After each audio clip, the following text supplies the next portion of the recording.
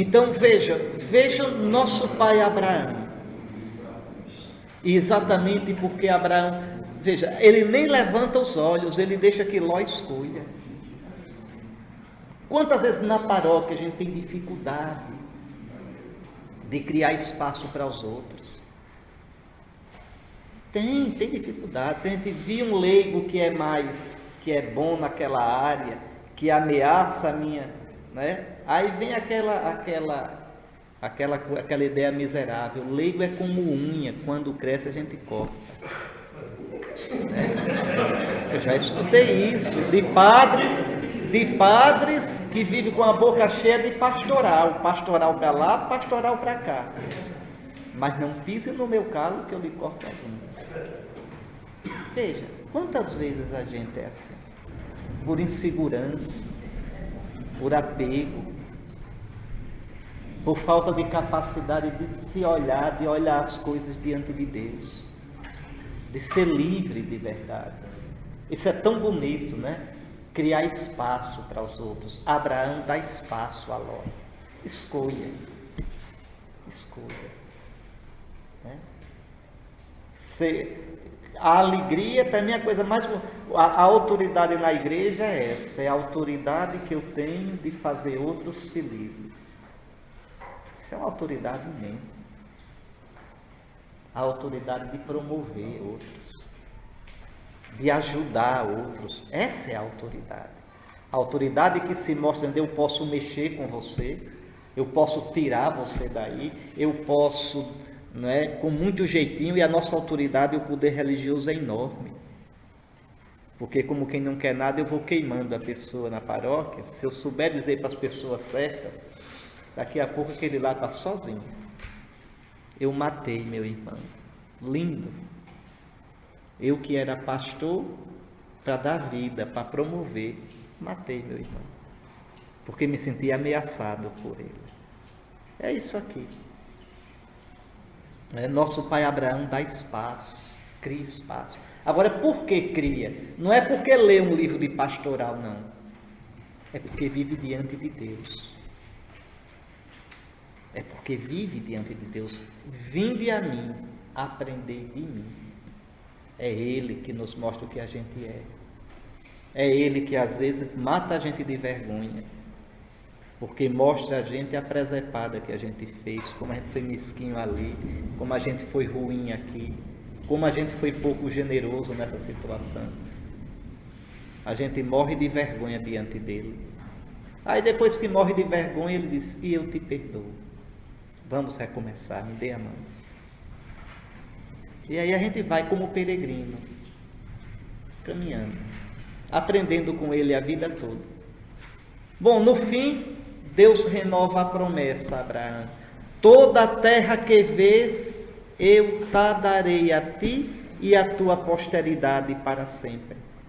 Tornarei a tua posteridade como poeira da terra. Quem puder contar os grãos de poeira da terra, poderá contar teus descendentes.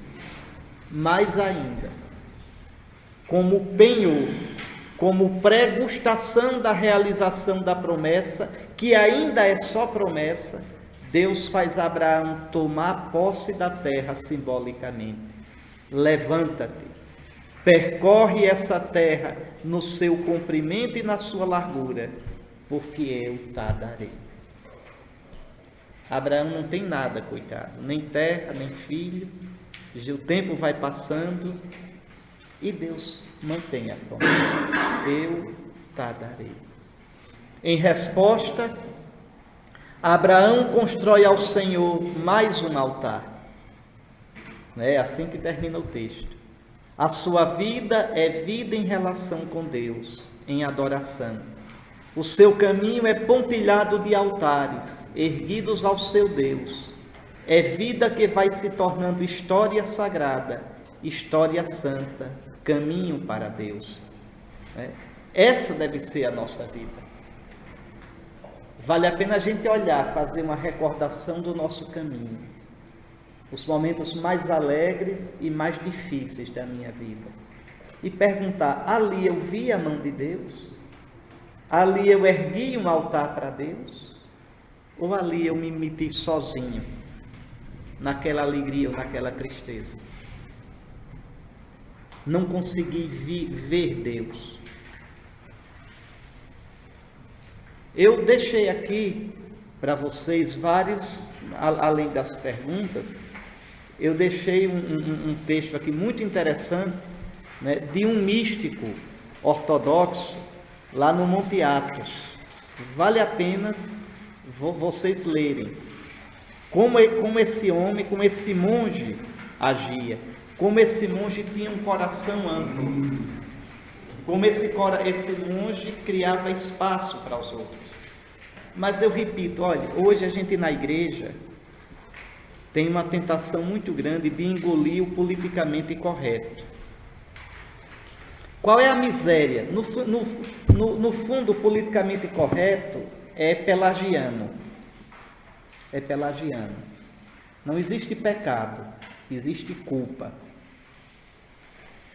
Não existe possibilidade de misericórdia. Você tem que pagar. Porque o pecado é contra uma pessoa, contra Deus que me perdoa, que me acolhe. O politicamente correto, a culpa é contra uma norma moral, hipocritamente moral. Então, veja, essas coisas, e às vezes na igreja a gente engole isso. Por exemplo, o nosso comportamento, o meu como bispo, o de vocês como padres. Não adianta eu ficar aqui dizendo, sejam bons, sejam pastores. Não adianta ficar mandando, porque não é assim que funciona. Vocês serão naturalmente bons pastores. Eu serei um bispo atento aos meus padres, ao meu rebanho, se eu me aproximar de Cristo, se eu aprender dele, se eu me ajoelhar diante dele, se eu calar o meu coração diante dele, se eu de verdade procurar mergulhar na Eucaristia que eu celebro. Então, o Espírito de Cristo naturalmente, ou se quiserem melhor ainda, sobrenaturalmente, vai me transfigurando. E aí as minhas atitudes vão sendo as atitudes de Cristo. O meu modo de se comportar, sem nem eu perceber, vai transpirando Cristo. Vinde a mim, aprendei de mim. É o caso, o exemplo desse monge aqui, que vocês vão ver, um homem bom. Mas onde ele aprendeu isso? De onde vem essa bondade? Do contato com Cristo, do contato com a Escritura, do contato com a Eucaristia. Não é pouca coisa, meus irmãos. Às vezes a gente cansado, as pernas latejando depois de 3 missas no domingo, às vezes 4, dependendo da região, da situação. Eu tenho um padre que celebra 4 missas no domingo, não é? E desconfio que alguns celebram até mais e não me dizem, entende? E se me disserem, eu não digo nada não, porque não está celebrando por dinheiro não, não é padre misseiro não, é porque precisa, é porque não tem, não é? Então, aí o padre lá, veja, que consolo tão grande às vezes ser cansado, desanimado, e você poder quebrar o corpo de Cristo na hora do Cordeiro de Deus. E pensar, eu estou assim como tu, Senhor, quebrado. E quebrado assim, veja, cansado assim, esse rebanho pode se alimentar de ti. Cristo se quebra, não é? Aquele quebrar-se na missa, aquele partir o pão na missa, não é gesto de partilha, nunca foi. Na tradição litúrgica da igreja, não. Gesto de partilha é a comunhão. Aquele quebrar da Eucaristia é um gesto sacrificial. No Oriente, no rito bizantino, o padre, o celebrante, espeta o pão, que é chamado cordeiro, e diz, traspassaram, né, contemplarão aquele a quem traspassaram, e espeta com uma setazinha de metal. No rito latino, ele é quebrado. Ele se quebrou por nós. Ele só nos alimenta porque se quebrou primeiro. É tão sacrificial o gesto que enquanto a gente quebra, o povo reza uma oração sacrificial.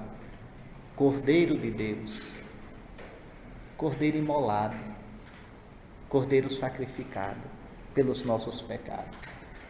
Tende piedade de nós. Então ele só é nosso alimento porque primeiro se quebrou todinho. Não tem jeito, a gente só será alimento do rebanho se a gente primeiro se quebrar com Cristo. Se quebrar com o Senhor. É dele que a gente aprende. É olhando para ele que a gente aprende. É aquele texto tremendo da segunda carta aos Coríntios, do capítulo 4, do final do capítulo 4.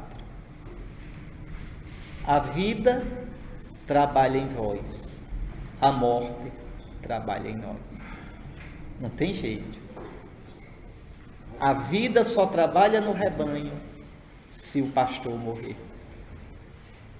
A vida trabalha em vós, a morte trabalha em nós. Pode olhar que está lá. É o padre Paulo de Tarso falando. Se a gente não morrer com Cristo e em Cristo, e esse morrer é de tantos modos, meus irmãos. É morrer indo para uma paróquia que eu não queria ir, que eu não gostava. Né? Eu digo, né?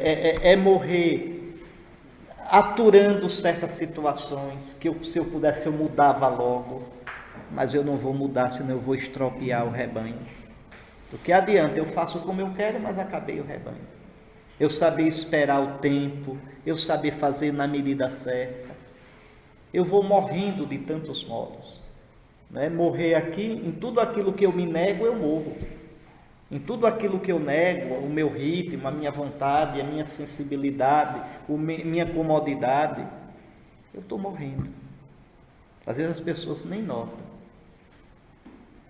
A vida trabalha em vós, a morte trabalha em nós.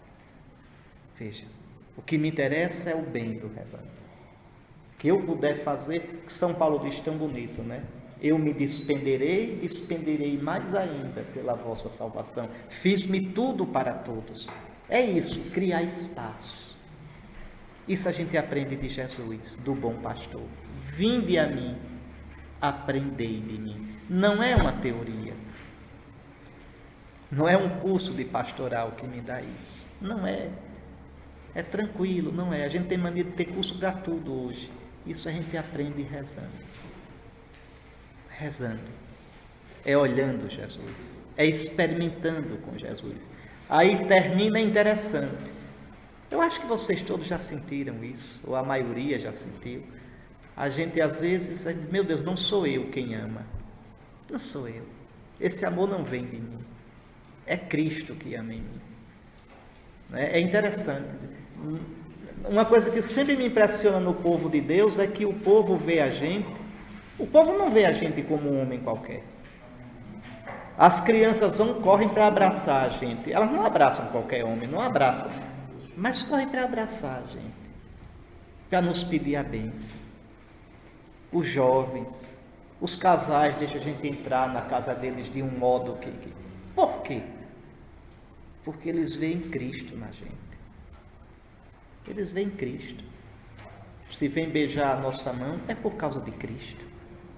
É por causa de Cristo. Não é a minha mão. Não, é a mão de... Eu sou sacramento de Cristo. Então, é uma experiência bonita essa. Quantas vezes a gente sente mesmo esse amor de dizer à pessoa, meu filho, minha filha, não vem da gente. É Cristo, é o amor de Cristo, pastor, cabeça, não é, da igreja, esposo da igreja que habita o nosso coração. Então, que faz a gente criar espaço para os outros. Eu querer que meu rebanho cresça, às vezes às custas do meu sacrifício, dos meus sacrifícios. Isso serve para o padre, isso serve para o bispo. Imagine um bispo que chega e diz, tem que ser tudo como eu quero agora. Às vezes vem de longe, não sabe nada da história daquela igreja particular, daquela diocese. Mesma coisa o padre, né? Chega na paróquia, é uma coisa triste, porque parece que agora o mundo começou comigo. Não é? O ano zero dessa paróquia. Comigo chegou a luz. Não, chegou tolo. Um tolo. Né? Então, veja, a primeira coisa, quem estava próximo ajudando outro padre, eu afasto. Não é? Porque eu não crio espaço. Os outros têm que me dar espaço. Isso não é um coração de pastor. Qual é o problema aí, meus irmãos? Não é problema de pastoral. É problema de rezar mesmo. É problema de relação com Deus. É problema de conversão. Não é de conversão pastoral, é de conversão de vida. É de ter um coração que pulse no ritmo do coração de Cristo. De entender que o rebanho não é meu. Eu acho lindo quando o padre diz minha paróquia, mas quando esse minha quer dizer aquela pela qual eu dou a vida, que eu amo, que eu derramei meu suor, aquela pela qual eu tenho um amor de esposo pela esposa. Entende? Eu fico feliz quando escuto um padre dizer isso. Eu conheço dioceses que os padres têm medo de dizer minha paróquia, porque senão o bispo da paróquia, todas as paróquias são minhas. Eu não tenho essa gula. Não, as paróquias não são minhas. As paróquias não são minhas. Vocês são pastores próprios das paróquias de vocês. Eu quero mais é que vocês se realizem. O pastoreio do padre, do presbítero, em nada come um pedaço do pastoreio do bispo. Não. Pastoreio do padre é presença sacramental do pastoreio do bispo. Mas é bonito isso, porque o pároco é pastor próprio. Tem amor ao seu rebanho. Tem que ter o mesmo amor entre Cristo e a igreja, esse amor está presente entre o padre e o seu rebanho. Veja, mas do mesmo jeito o padre, né, no âmbito da paróquia, saber ser um homem livre, que se alegra quando vê os dons, os carismas aparecerem. E mais bonito ainda, sabe quando é? É quando os dons e os carismas aparecem de quem a gente menos esperava e do jeito que a gente menos esperava. Como é bom, como areja, quando o Espírito de Deus suscita uma coisa na minha paróquia que eu não planejei. Aí eu digo, meu Deus, não é verdade mesmo que tu ages aqui? Eu jamais pensei nisso. E às vezes nem é muito como eu gostaria. Mas eu tenho que me lembrar daquilo que Davi esqueceu, que o povo não é meu, é de Deus. Quando Davi quis recensear, Deus castigou. É o povo de Deus. É um perigo a gente pensar que o povo é nosso. É um perigo a gente pensar que é amigo de Deus quem é amigo do padre. Não é. Não é. Pelo contrário, às vezes para ser amigo de Deus tem que brigar com o padre. Eu me lembro uma vez o meu velho arcebispo, já está velhinho, mas meu arcebispo me deu muito trabalho e eu a ele. Mas a gente se quer muito bem. Aí uma vez ele queria lá umas coisas que estavam meio erradas na diocese. Era um homem bom, mas aí eu era do conselho e disse, não, olha, eu não concordo, não deveria ser assim, assim. Mas ele tomou aquilo como uma coisa para ele. Aí, quando terminou a reunião, ele me pegou assim pelo braço e disse, seja meu amigo. Eu digo, eu não, eu sou seu padre, eu sou seu amigo não. Eu não sou seu, eu sou seu cooperador. Eu tenho que dizer ao Senhor isso aqui, porque é isso que o meu coração e minha consciência manda eu dizer. Então a gente criar esse espaço, não é que as pessoas têm que gostar de mim, têm que ser minhas amigas. Não, o rebanho é de Cristo. Então peçamos pela intercessão de Santo Abraão, tá certo? Essa graça de caminhar diante de Deus e criar espaço para os outros. O nosso auxílio está no nome do Senhor.